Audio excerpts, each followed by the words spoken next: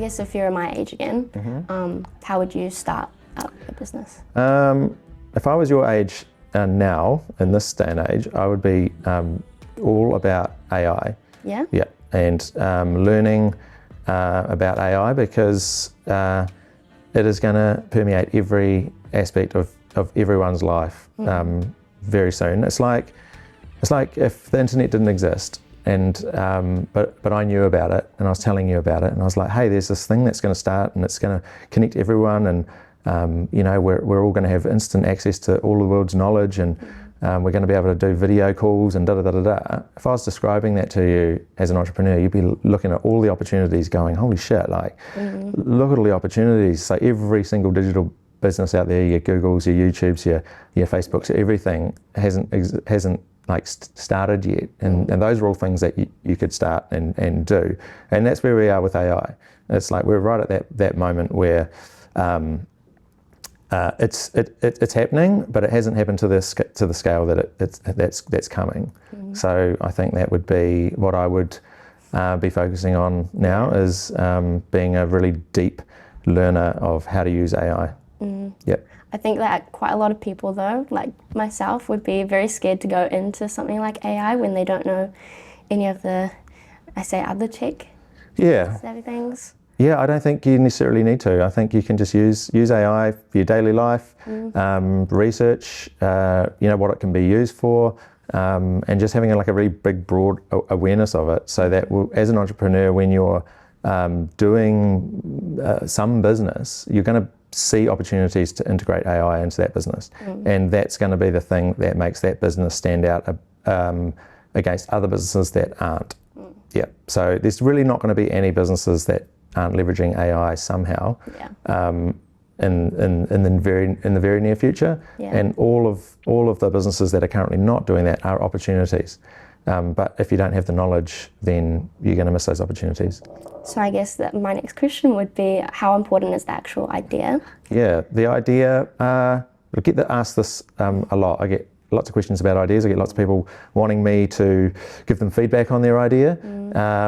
It's like, hey Adam, I've got a mate who's got an idea for an app. Can you meet with them and talk about the idea? And I'm like, yeah, of course I'll meet them. I'm not going to be able to necessarily give them good feedback on whether their idea is good or bad, and it's like the person really just wants to really focusing on just the idea, but I don't think that that's very important, which probably sounds a bit strange, but I think that you don't need to have to think about or come up with this really unique business idea that doesn't exist. And the reason why you don't need to do that is because it's quite limiting. It's a very limiting belief that it needs to be something that doesn't exist.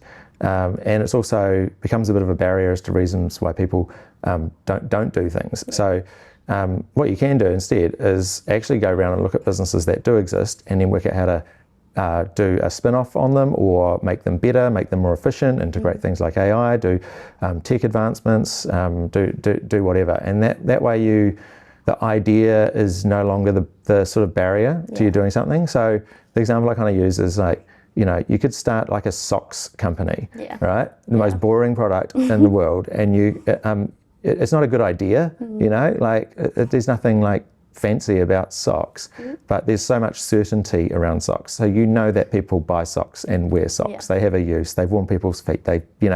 All of the benefits are there. The product market fit is done for you, and so you can concentrate on other things like how would you develop a really cool brand around it? How would you get better distribution?